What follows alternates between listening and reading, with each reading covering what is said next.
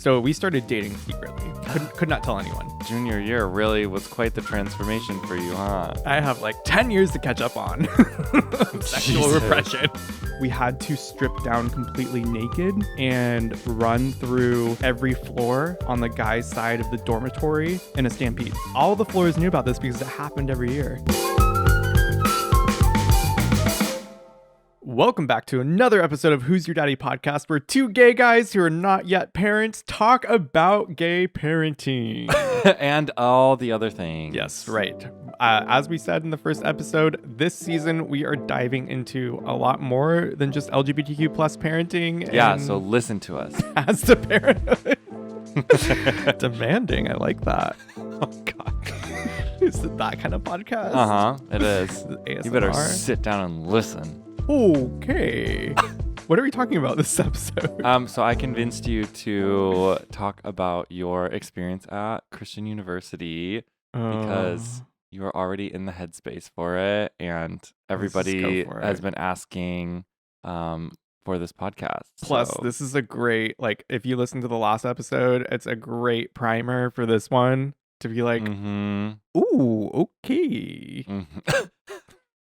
Ooh, okay. That's wow. what's happening. Yeah, I don't think I've ever been this excited to film an episode, which is hilarious because this is absolutely like not the chosen theme for this podcast, but here we are. I know. I think that's why that's why I wanted to do some alternative things. I think It's this season is literally because all interconnected. because like, this is our identity. there's more to life than just becoming a parent, and I think we have a lot of things that we can talk about and experiences that we can share that maybe people haven't heard on a podcast, or maybe they just like can't relate to Yep. parenting. And if you're my future child listening to this, you are not allowed to listen past this point until you are at least 18. Oh my God. Is it really going to be like R-rated? Oh, honey, buckle Or up. PG-13, I guess you said? Buckle up. Buckle up. Oh my I'm God. gonna sip my iced coffee.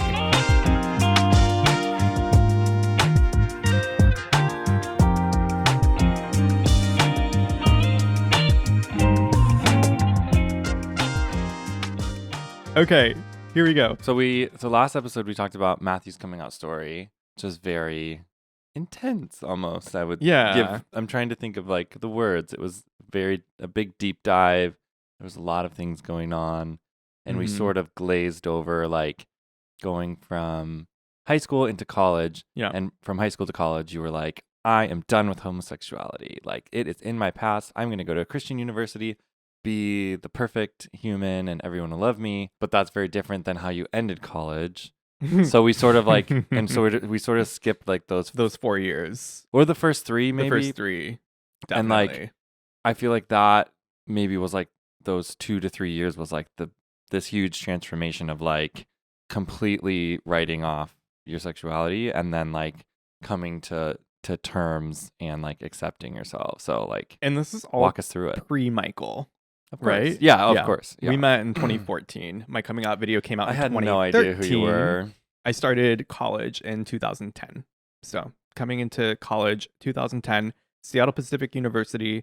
I want to give you a little bit of background of Seattle Pacific University.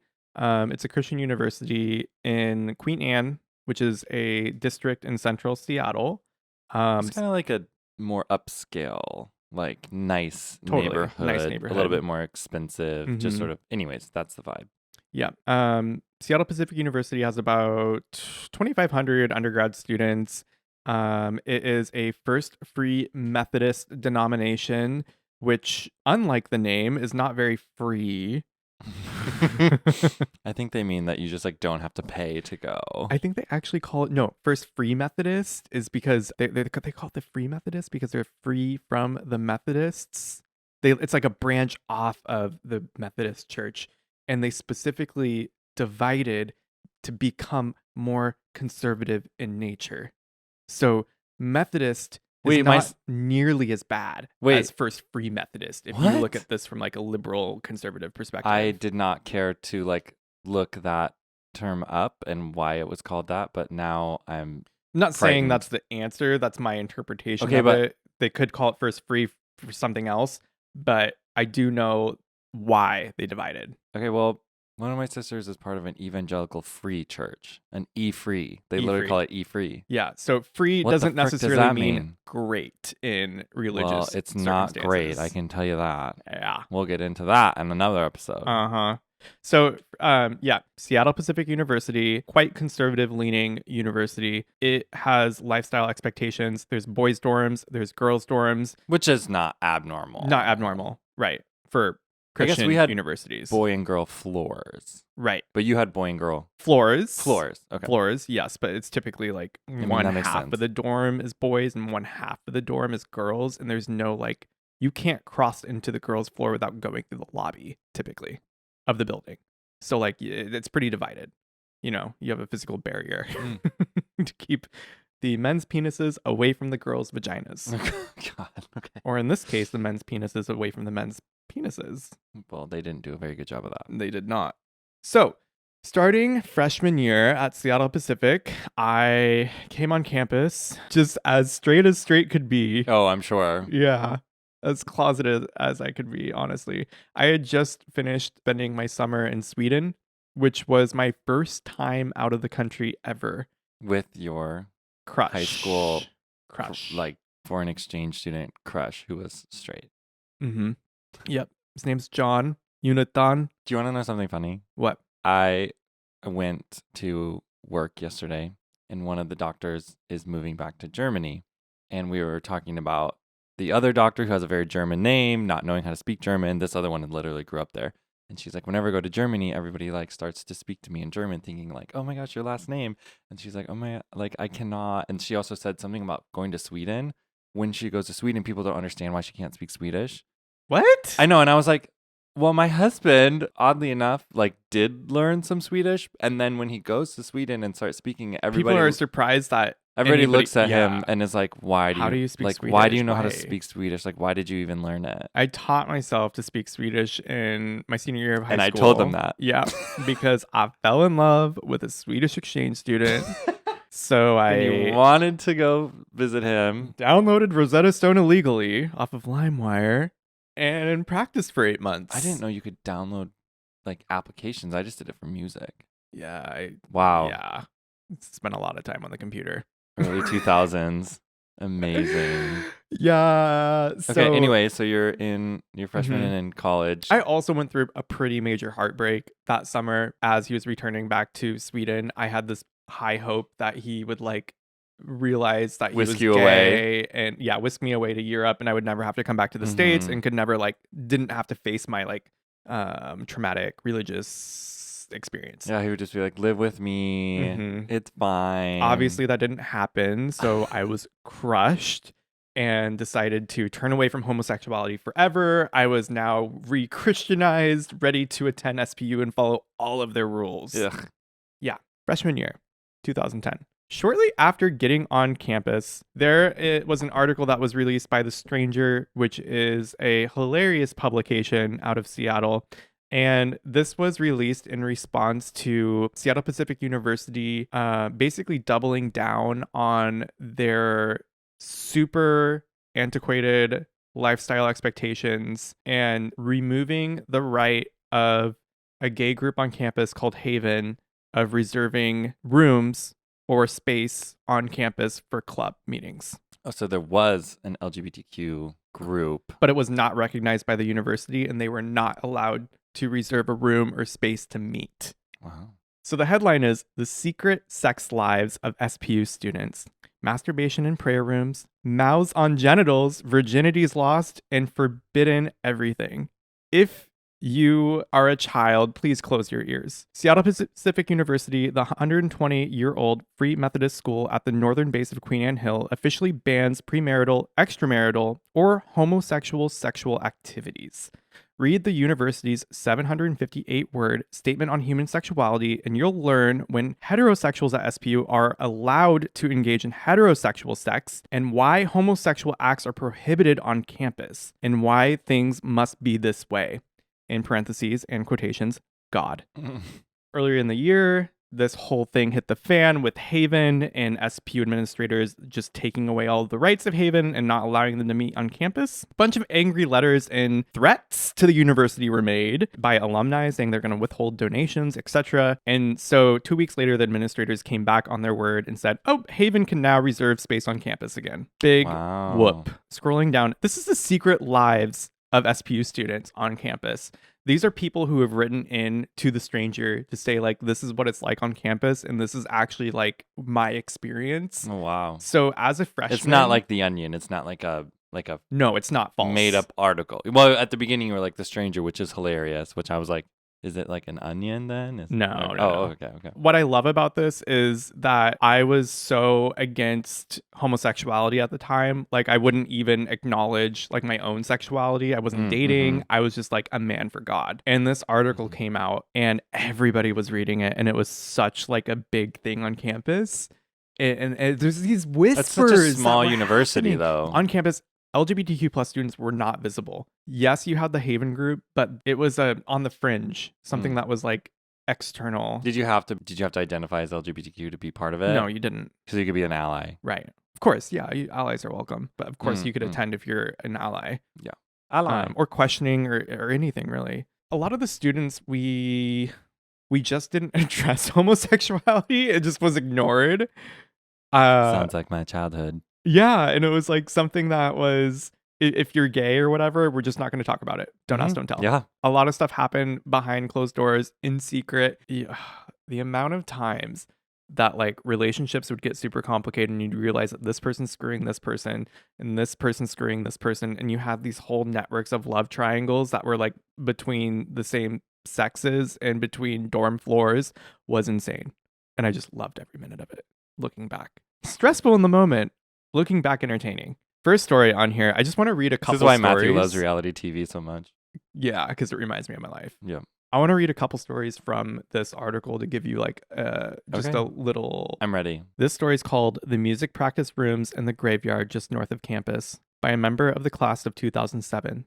Before any student moves into a dormitory on the Seattle Pacific University campus, they're requested to sign a document outlining community expectations, guidelines, rules for living in the SPU bubble.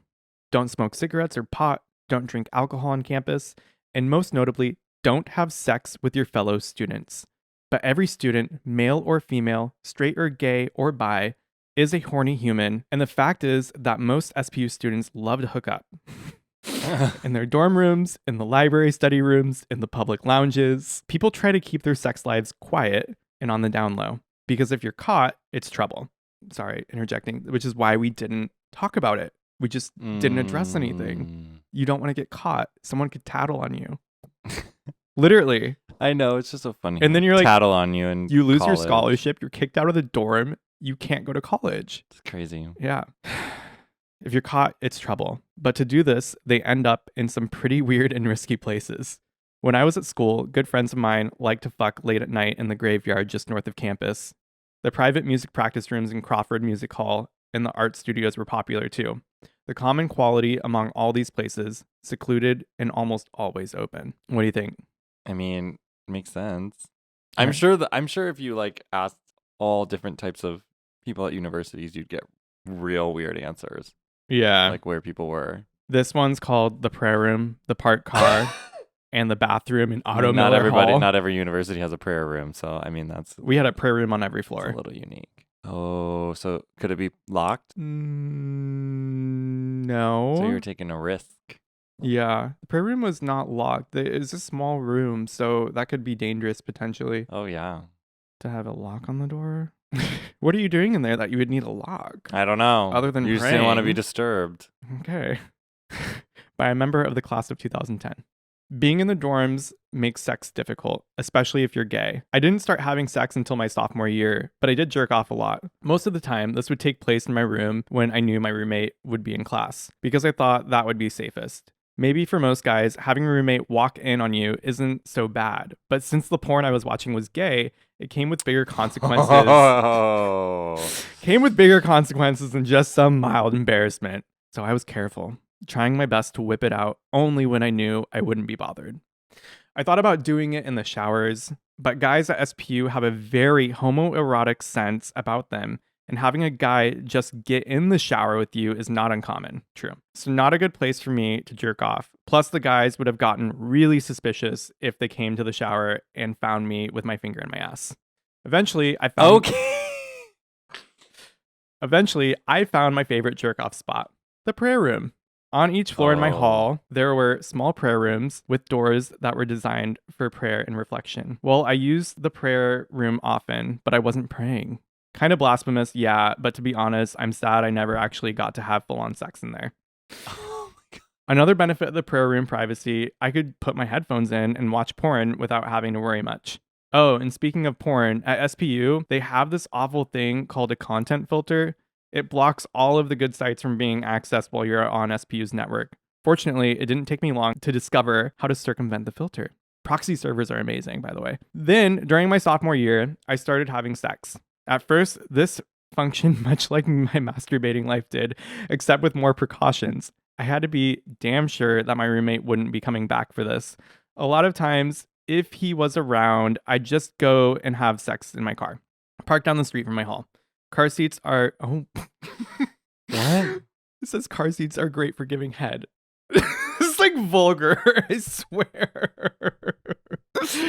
Once I even met up with my boyfriend and sucked him off in the bathroom in Otto Miller Hall. Oh my God. That was fun. After it came out, I got more comfortable and started texting my roommate to make sure he wouldn't be home. I think this made him really uncomfortable, but honestly, I don't care. The guy's got to get some cock. Oh my Lord. Yeah. Why is this person at a Christian university? Dude, we just went over this. I know. It's just funny. It's like he went from like freshman year and then like sophomore year, he's just like, just kidding, whatever. I need the D. It's real fast. It's a tale as old as time. Wow. There was no Grindr. I mean, if Grindr was a thing, it was not popular enough to be... I guess, yeah. I think I went to... No, yeah, I started university without an iPhone. Right. My first 2 years were without an iPhone. I don't think I had an iPhone until 2013. Yeah, I think it was like late 2012 for me. Yeah. So there was no Grindr was definitely not an app. Mm-mm. No, there were not location services. No. To that extent. Right. Okay. That was only 10 years ago. I know. Things have changed. Like, that's a lot. But not a lot. As some has changed on SPU campus. There's still a long ways to go. The off-campus apartment by a member of the class of 2010. I have a theory that gay men go to SPU in order to cure themselves of their wicked ways, but they just end up fucking each other. In so many senses of the word. Close your ears, Avi. I never told any of my friends at SPU that I was gay, even though it was probably apparent. I carry a purse with me wherever I go, for Christ's sake. Oh my God. It's not an environment where you can feel comfortable being in your own skin, or at least it wasn't then. The fact that Haven has now been recognized officially as a legitimate club on campus says a lot, and that now people have a place to go when they feel alone, alienated, and the like. But for me, there was no such place. I never really came to terms with my sexuality until I left the school, but one student helped me, for lack of a better term, throw me out of the closet. Let's call him Matt. Oh, love that name. Nope, wasn't there this time. We ended up losing our virginities to each other. Matt and I never had sex on campus. Not that it didn't cross our minds. I love the idea of having sex on campus, just for the sake of sticking it to the man. Wordplay. But realistically, the possibility of being caught was just too heavy on my mind. After all, in order for the administration to intervene, all they need is an accusation. Really? They don't actually need physical proof. That's messed up. Punishment would probably include counseling, a fine, yes, a fine, and some sort of disciplinary probation. A fine. And probation. A fine. A fine. Oh my God. Yeah, you're paying the university to be gay. So we lost our virginities on his living room floor after we had both moved out of the dorms. We were still students, but being a couple blocks off campus in a rented apartment provided a greater sense of comfort with no chance of getting reprimanded. Now, looking back, I wish I had had sex on campus. Being as taboo as it is, it would probably have been pretty fucking hot. Still, losing my virginity while I was a student at the school was liberating. Also frightening as fuck. I'd more or less set my status as a fag in stone, which meant I had to walk on eggshells for the rest of my college career, lest my newly established sex life backfire on me. I didn't even walk during graduation, It's impossible to feel comfortable as a gay man on campus that is outwardly against you. And I couldn't justify being proud of my education from a school that thought I was leading a disgusting life. On the other hand, as much as I hate to say it, SPU showed me who I really was. All the negativity surrounding homosexuality helped me deal with my own negativity surrounding my own homosexuality without them even realizing. Plus, Matt was the hottest sex I've ever had in my life. So thanks for that too, SPU. Oh, wow. Really appreciate that last sentence. It's not about me, but. That's interesting because it's like all these people go there, I'm assuming not because it's a super liberal university where you can just like be yourself. They go there because they like want to get away from it, but then they just end up being the most gay. Yeah, I actually got a little choked up reading that for a second. I don't know why, but like one of those last paragraphs talking about the university, like not... It's impossible to feel comfortable as a gay man on a campus that is outwardly against you. Yeah. And I couldn't justify being proud of my education from a school that thought I was leading a disgusting life. Yeah. Just like how it's so ingrained in the system that it's like law. It's not only someone's belief, but it's also illegal, just like it was in the country at that time. I think there's obviously like an argument for universities maybe not wanting people to like go have sex in their teaching halls and like public places, but obviously this one has like a very specific bend, right?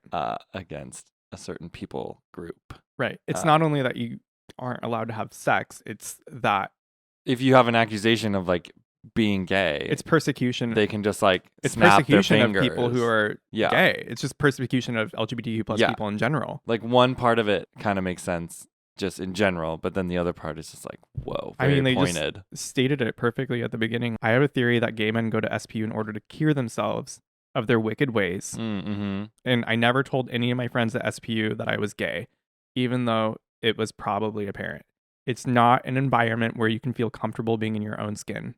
And that is just the reality. That's the reality of my middle school experience, of my high school experience, of my college experience. Like, you could not be free. You could not be yourself. And I think that's what so many people are living with right now. And that fucking sucks. Yeah. That it's still like that. It just makes me mad. Okay. I want to do one more story from this. Okay. Because it's about football. And I just love that. You love football. I don't love football, but I love the story. Okay. By a member of the class of 2006, the football field. It all started with men's intramural football. During our first weekend of games, I met a super hot guy from the opposing team. I swore he was making eye contact with me the entire game, but I thought to myself, we're at SP fucking U. Later that week, I came to find out that he was also in my anatomy and physiology class. Ugh, yes. One particular evening, we brought rye whiskey, also prohibited by SPU, daring, into the studying equation. We got pretty tipsy, and before you knew it, we threw studying out the window and just had a grand old time laughing and talking. So cute. We were sitting on my old blue couch when he spilled his drink. We both shot up to start cleaning it up, and then as we were there on our hands and knees dabbing at the spill, we looked up at each other and seriously locked eyes. Take a deep breath. He leaned forward and slowly and cautiously moved in closer. We kissed. Oh my God. We kept kissing until we had been making out for 15 minutes or so. Then suddenly, we heard my roommate get home. That really crashed the party. I knew we would have gone further if my roommate hadn't come home, so the next day I preemptively made my way to the store for condoms and lube.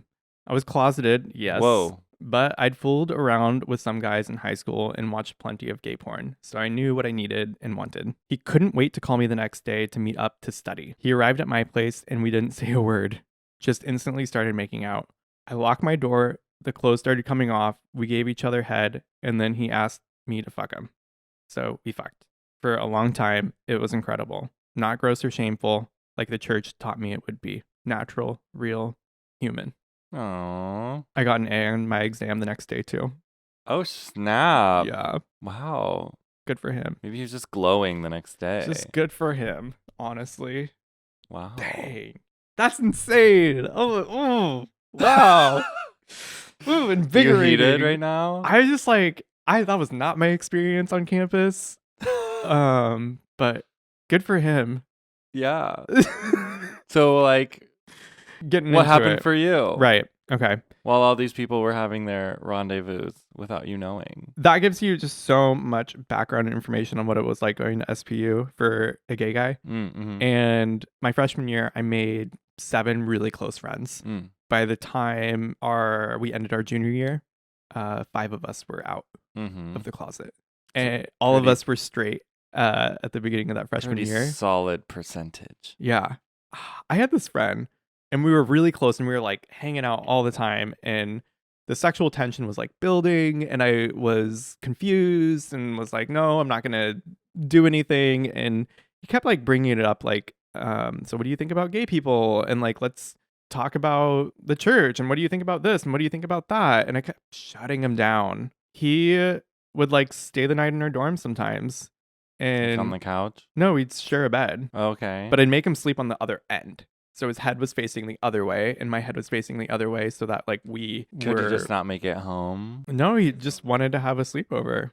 Okay. We thought it was fun. Do I know this person? No, you never met him. Really? Yeah. Okay. We had a lot of like jealousy issues. Like not what? Like he was jealous of me hanging out with other friends. I was jealous of him hanging out with other friends.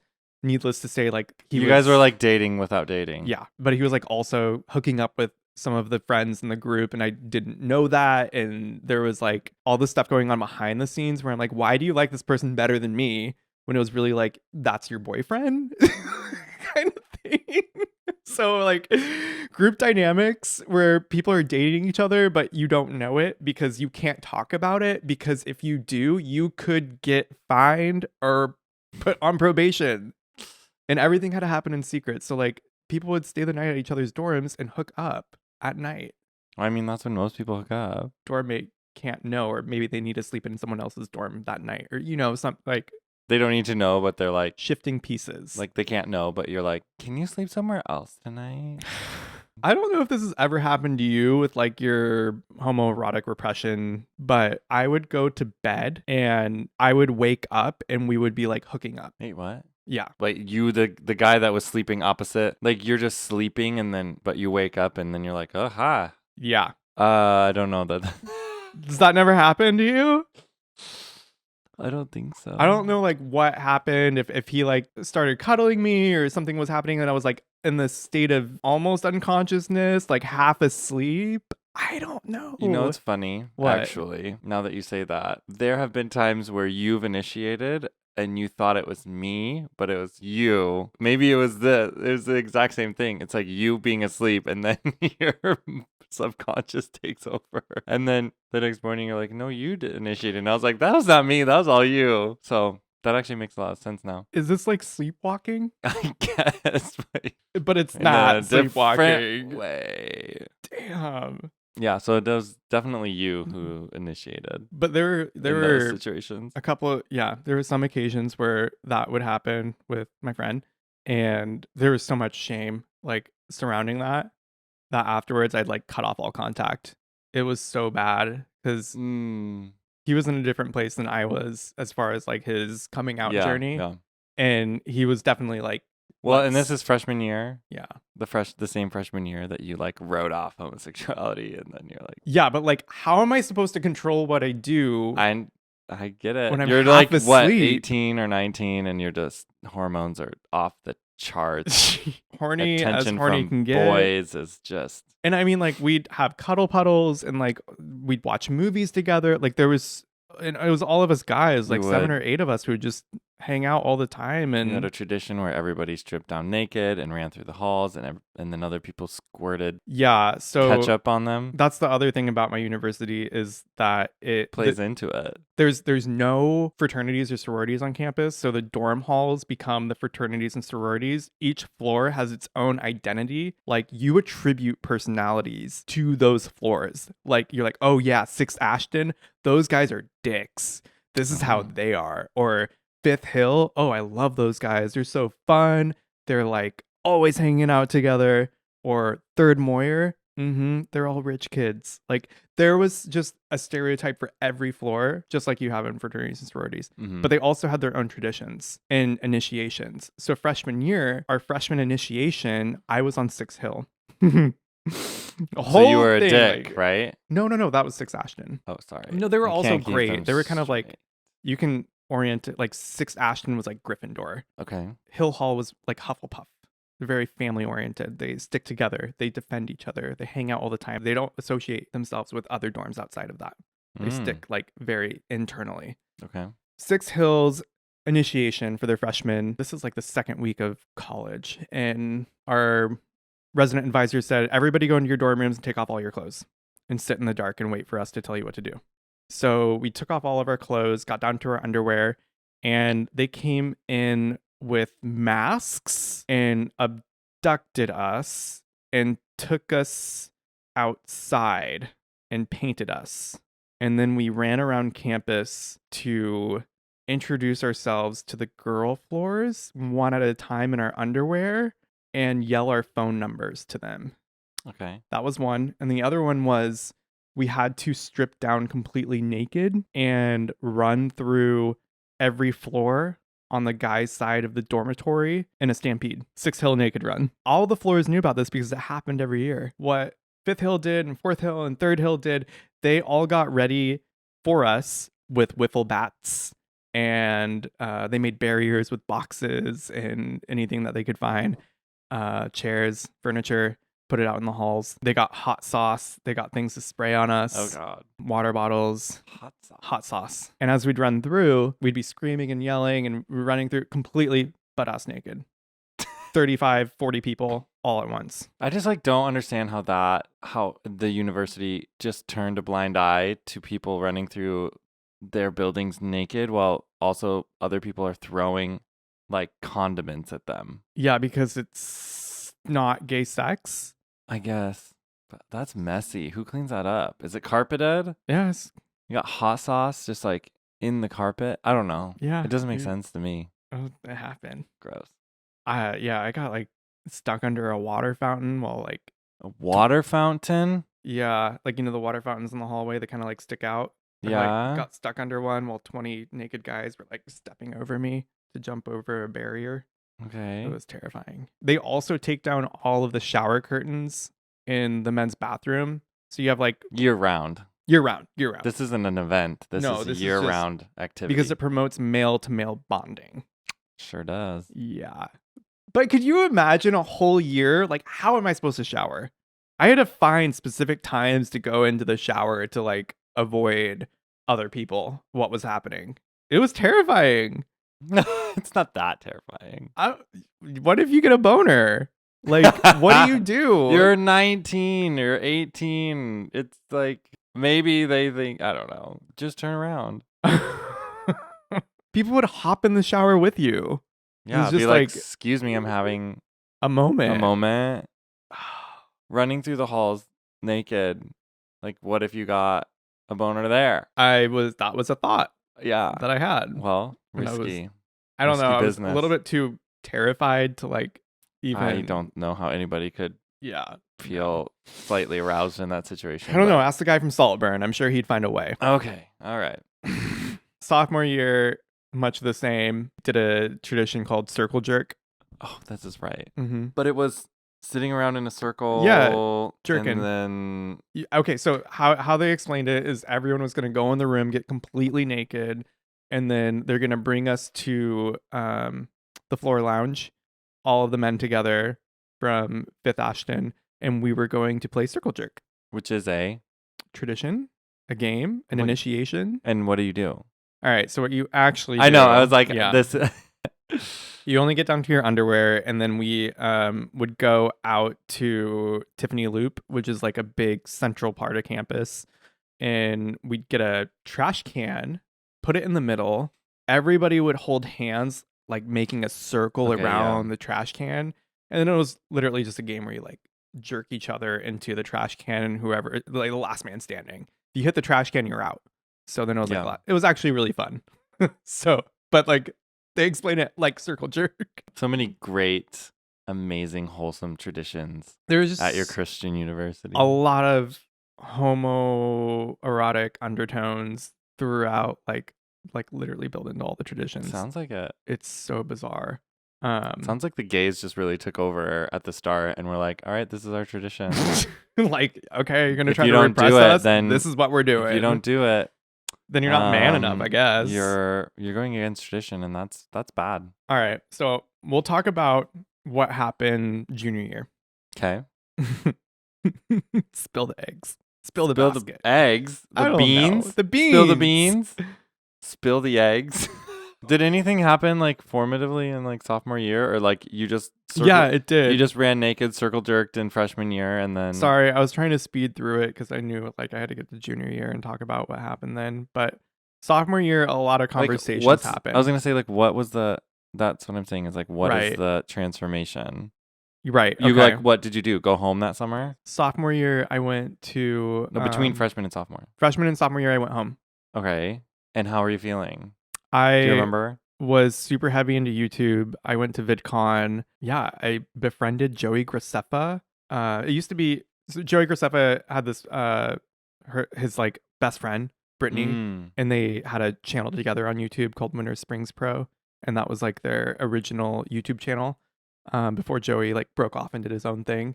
And so those two were together at VidCon, and I just like really bonded with them. All of us were in the closet at the time. Brittany's a lesbian. I think she's happily married, living in Hawaii, last I saw.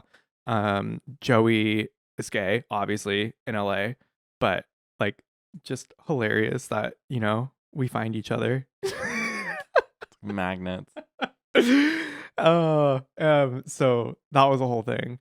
But yeah, YouTube kind of dominated my life in 2011 summer. But then sophomore year, I changed floors, partly because of what had happened with my friend the previous year, and I was trying like desperately to run away from anything that challenged my outlook on sexuality.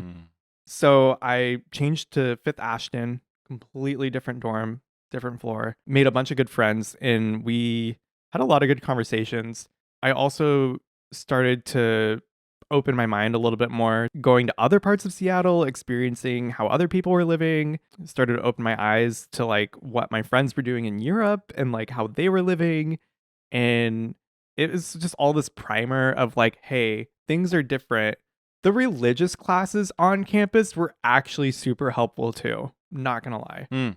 As much as I make SPU just out to be like this evil place, the staff, like the professors, are really smart and good people. At least in my experience when I was there. I mean, I think that's fair. I think administration can be awful and academics can be wonderful. Yeah. And their outlook on theology and philosophy like just fit. It changed what I believed, and it helped me to see that like things are not as black and white as I thought. Seattle, I think, is a hard city to be in, to like be in a silo of thoughts about things.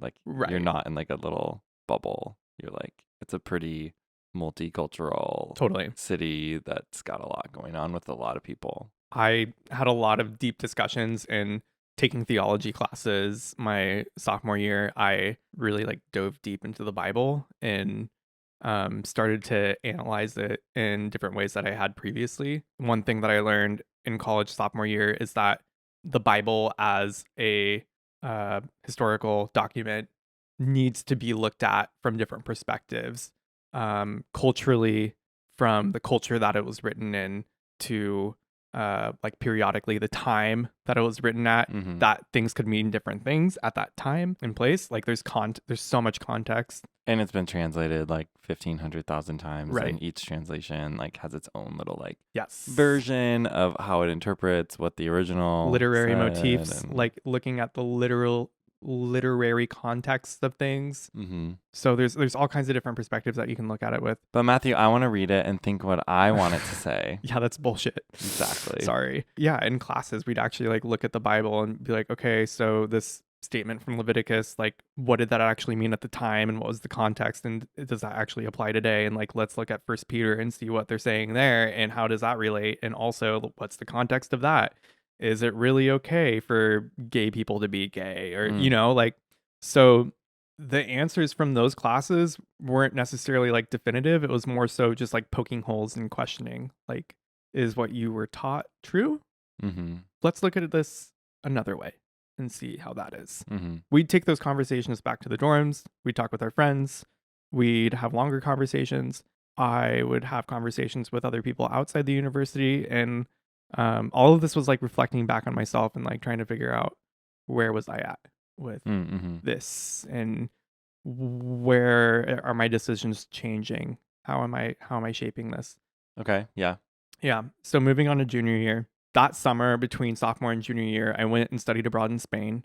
Fun, yeah. Yeah. There would be people who would come up to me in the bar and ask me if I'm gay in Spanish. Oh, really? And I wasn't great at Spanish, so I'd be like, "Okay, what?" And then my friend would translate and be like, this is awkward," because I wasn't out. And I'm like, I don't know what to say.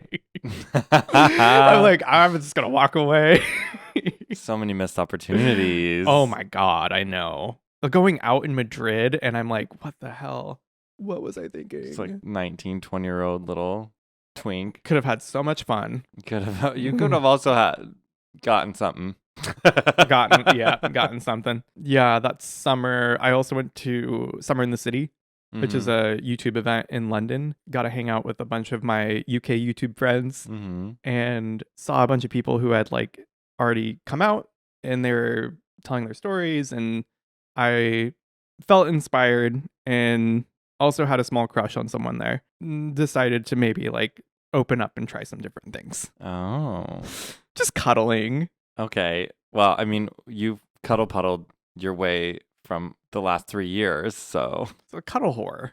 Get it. Oh my God. Do I know this person? Yeah. Who's your cuddle whore? I had a crush on Steven Byrne. After that summer, I was like, oh, I like you. You like me too. Let's be cute and date long distance. Date long distance, I guess. Where was he living? London. And that was going to work on that how? Was a great safety step for me to have somebody far away that I could keep completely separate from my life at school. Yeah. And that you also could probably never afford to fly to. Exactly. Junior year, decided like at the beginning of the year, I was going to start figuring out my sexuality and actually address it. At that point, I had come out to myself. Like, I'm like, okay, I believe I'm bi or gay, probably gay. Remind me at what point you had that like big breakdown discussion with your parents? Winter of junior year. Oh, okay. So we're going into junior year of college, and like you're deciding it to yourself, and then you're gonna do that. Okay. Yep. It was like 3 or 4 months before I came out to my parents that I had decided myself to start being more open to experiencing other things with boys. Yeah. So I started junior year as a resident advisor, and there's a great like atmosphere around bonding with other resident advisors and leadership on campus. So we actually show up to campus like 3 weeks before school starts to go through training and bonding and retreats and all these fun experiences. There was somebody in leadership who I thought was so cute, and I loved hanging around them. And I was like, I'm just having so much fun with you. And I'm just like, why am I so, I don't know. Why am I so giddy? Why am I so giddy? What are all these butterflies in my But like, tummy? why are they reciprocating? Like, that's the thing. Usually, if I'm hanging out with someone who's straight, they don't reciprocate. Oh, yeah. And I'm like, this is just working way too well. And then it was, during that 3-week period before school started, he came out to me, and my heart was just like, oh my God. It was, palpable. Flutter. We also had one of those moments on his dorm room floor where we were just like hanging out. Where you spilt your drink and I like basically spilt something. And no, your eyes. I'm sorry. I didn't spill anything. You said spill drinks, so okay. Sorry, continue. Spilt the tea. I also told him that I was like, oh yeah, I'm struggling with my sexuality. I'm trying to figure it out. Maybe you can help me. Basically, yeah.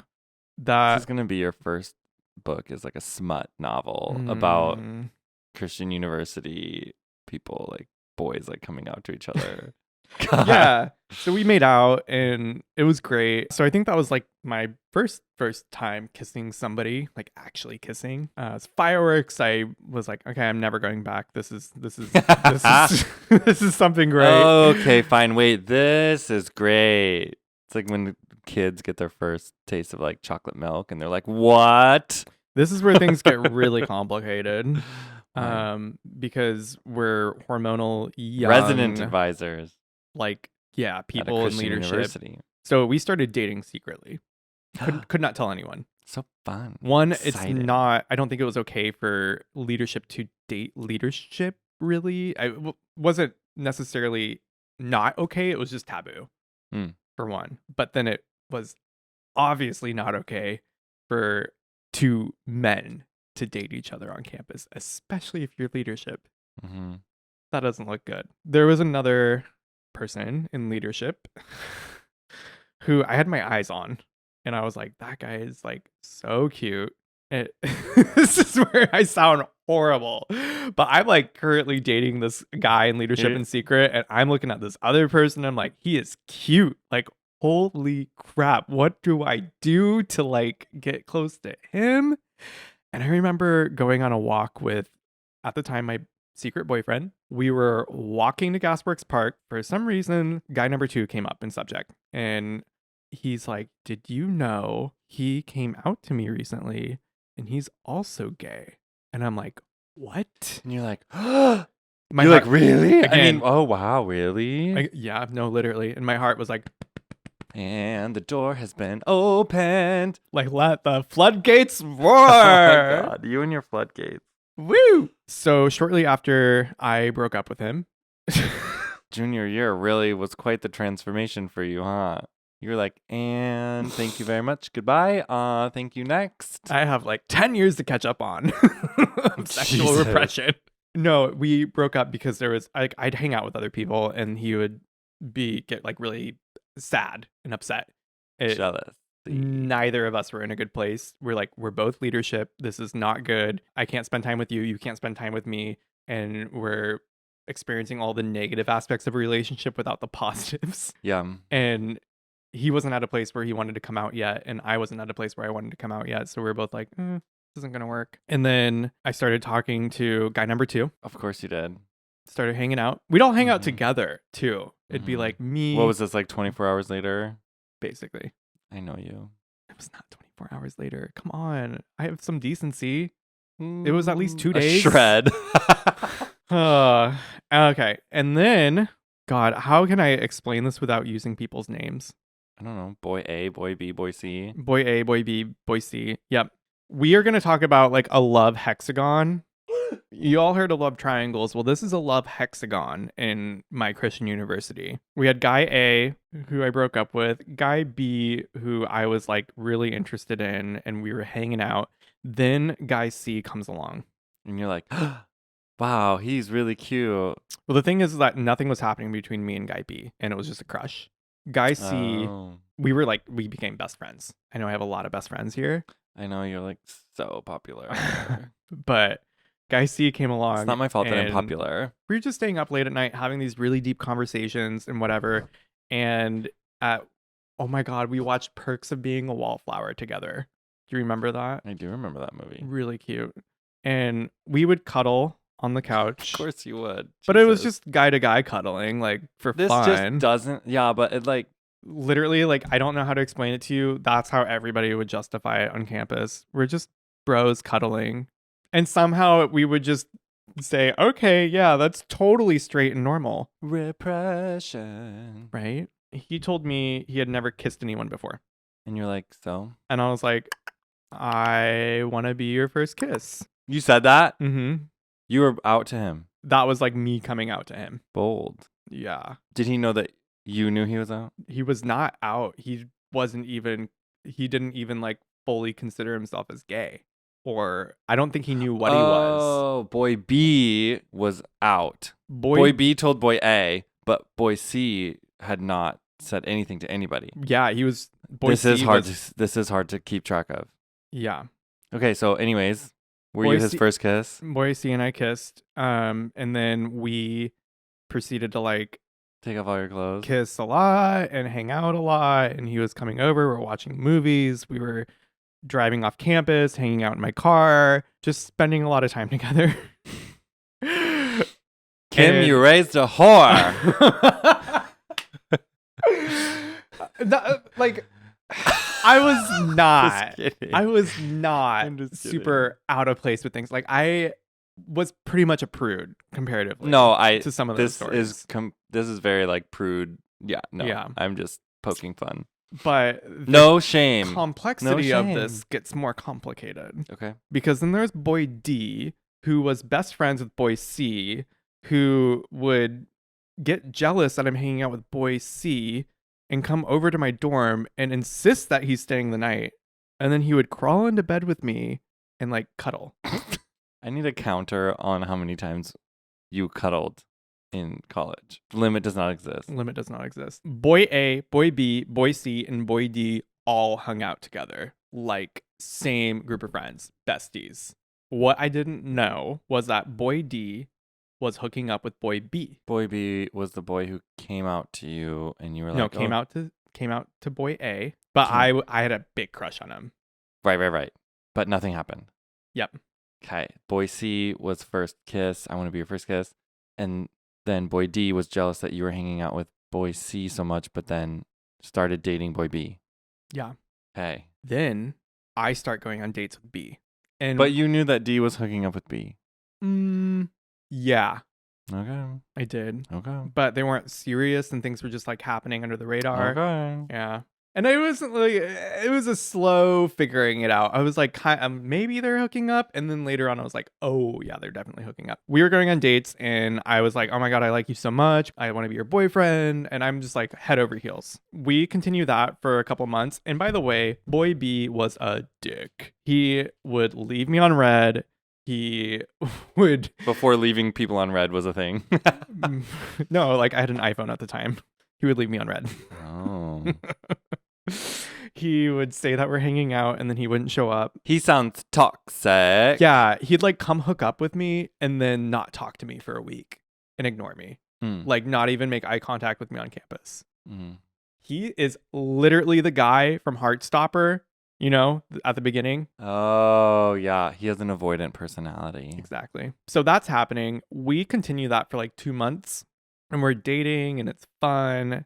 And also horrible because he keeps ignoring me. And then I run into boy A on campus one night and I'm like, hey, how you been? Like, what's new? What's going on? And he's like, oh, actually, you know, I've been dating boy B. Like, we're boyfriends. We've been seeing each other for like the last month. And I'm like, shut the front door. Me too. So have I. Yeah. And him and I just look at each other and we're like, what? We're dating the same guy? But not only that. B's hooking up with D, and he's dating A, and he's dating you. So boy B is hooking up with boy A, with me, and boy D. And boy C is just being friends with everybody. He's like cuddling with everyone, but he's not really doing a lot except with me. Got it. Yes. And then you're kissing boy C. Yeah. Wow. And then we all just bounce off of each other. This sounds like a real Housewives sort of drama. And then there's boy E. Boy E and I were like hanging out throughout all of this and we're talking and becoming closer and closer friends. And then once I found out what the hell was going on with boy B, I was like, I am not talking to them anymore. They are toxic. I am cutting them off. And I was just like, boy E, you are mine. This is lovely. This is great. And you shall be my squishy. And you shall be my squishy forever. Boy E, none of us were out. Literally none of us were out. Unbelievable. And boy E like didn't want to date. He was like, I want to be your friend, but I don't really want to date. And you wanted to be your squishy, just not your boo thing. Right. And I had a hard time with rejection. I was like, shocking, right? I'm like, no, but I like you. I'm shocked. So I was crushed. And we ended up dating for a while, and he wasn't really into it. And then he broke things off at the like early in the summer, after I had come out. But he was there through like my whole coming out experience and was super helpful and supportive through all of that. Like as a friend, amazing. I just didn't listen to him when he said he didn't want to date. And of A, B, C, D, and E, how many of them were at our wedding? C, E, C and E. C and E. C and E. Yeah. Aw. Yeah, because I confronted boy B, and I was like, "What you did is horrible. You're a terrible person." And boy A and I are both breaking up with you." Oh, wow. And I slammed the door on that. Jeez. Yeah. Mama didn't raise no quitter. So that's a little thing on that. Oh, and then there was boy F. What? Yeah. Was boy F actually at our wedding? No, but he was the guy from freshman year. And then he came into the picture a little bit. I've lost all sense of space and time. Boy from freshman year. If you've managed to keep track of everything that's happened from this point, like, I applaud you. But that is that. Wait. The boy from freshman year that would come over to my dorm and would spend the night, and we would like sleep in the same bed together. Oh yes, you made out with him. You were sleep stalking. You were sleep whatever you're doing. Not sleepwalking, but you were sleep seducing. Hooking up or something. So then May, you like post your public coming out story. Correct. When did you said like no Thanksgiving of junior year, you like were like I think Christmas I'm bi. Break. Christmas break. You were like bawling on the couch. Mm-hmm. I think I'm bi. So then what happened between Christmas break and May for you to be like, just kidding, I'm gay? Everything with boy A happened before Christmas break. And then everything with boy B, C, D, E, and F happened after Christmas break. Whoa. So then did you end up like coming out to your parents and like friends as like just, hey, I'm gay, I'm going to post a video about it? Or like it was like literally those conversations took place from like the beginning of junior year to my coming out video. And it was a lot of conversations with my staff, like my resident advisor coworkers. So because we had a lot of like deep conversations, and we would meet once a week. Actually, part of that was like telling her life stories. Like we bag a lot of stuff with Christianity and like the church culture. But one thing I do love about it is like the vulnerability and sharing like your life stories with each other, and that like intentionality that really was super helpful for me, for one, because I got to like come out to a group of people and find that support before I like extended that to other people. And of course I wouldn't have come out to them had I not thought it was a safe space, but I got to know them and then realized that it was a supportive community and that I could like come out to them, find that support.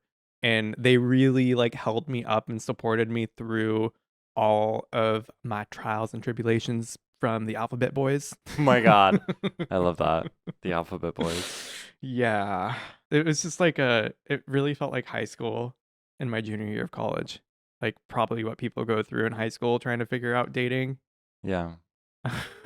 Stressful. Yeah. And all in secret. So then you decide to post your video. Yep.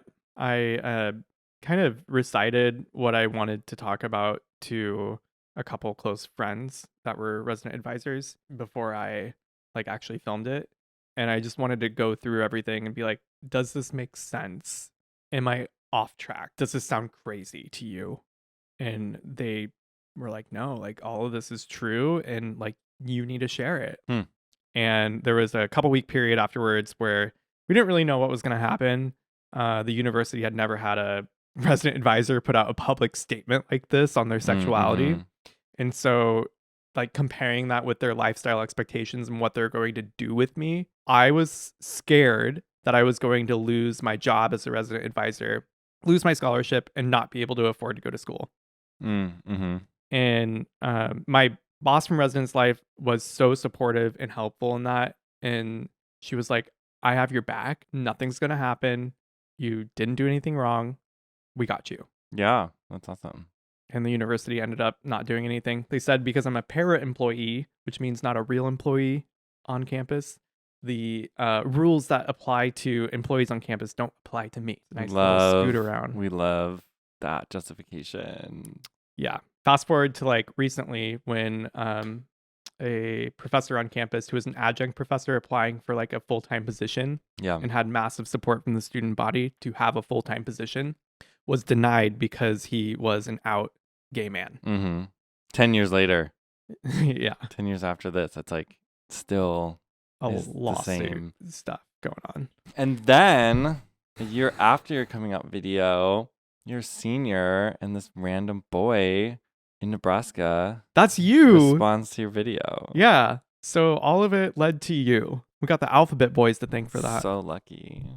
The Alphabet Boys are at our wedding, so they're the lucky ones. Oh my God.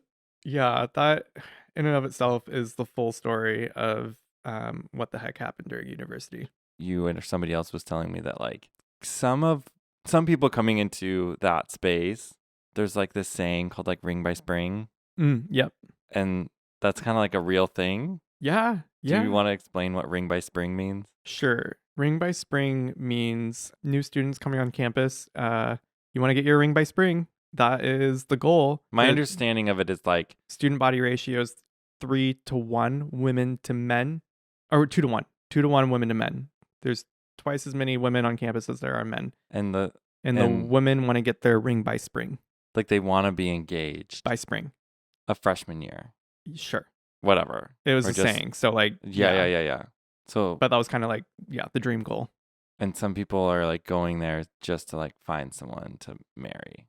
More or less. I don't know if people are intentionally going there like, I am going here for a husband, but maybe subconsciously. Didn't your mom have like a niece or something? Yeah, totally. That they like were just like go to college. East Coast back hill stuff. Yeah. Yeah. But no, I think that's a subconscious thing. And it's definitely like has pressure. You know, there's that kind of looming, you need to find somebody. You need to find your wife or husband for like before you finish college. Like that needs to happen. That's like your thing on the list that needs to get checked off. And you hadn't found them. No. I was failing. By 2 years in, so the stress was on. We found ways to manage you found the Alphabet Boys and all of your cuddle parties. My God. Awesome. Well, that was a very enthralling recap of your Christian university experience. Thank you for sharing. God, I hope so. Here I am doubting it again, just like I was my coming out. Why? Story. No. Like, I'm like, oh my God, did I talk too much? Did I ramble? Oh like, my gosh. Where are we at? No, it's great. Please, if you're listening, leave us a review, a rating. Be like, STFU. STFU. Matthew, we love your stories, because otherwise I'm just going to like quit the podcast. Because I have nothing else to contribute other than stories of mine. Okay, so eventually we're going to get to my coming out story, and then we have some guests lined up for a few episodes. Totally. Later, we're going to ask them some fun questions too. We're also going to do a great Q&A, so leave your questions in a review if you'd like. Ask us anything. Yes, please. We love to answer questions. I want to do like an advice one as well, so if you have any like questions that you want like advice on, I think that would be fun to do. So all right, great. You can email it at who'syourdaddypod at gmail.com. if you don't want to like leave it on a public comment. That's true. Or you just leave it in a comment or a rating or whatever. And thank you so much for listening to this week's episode. We'll be back next week with some more fun stuff. Please pray for me. Okay, whatever. Until next time, daddies out. Who aren't really daddies.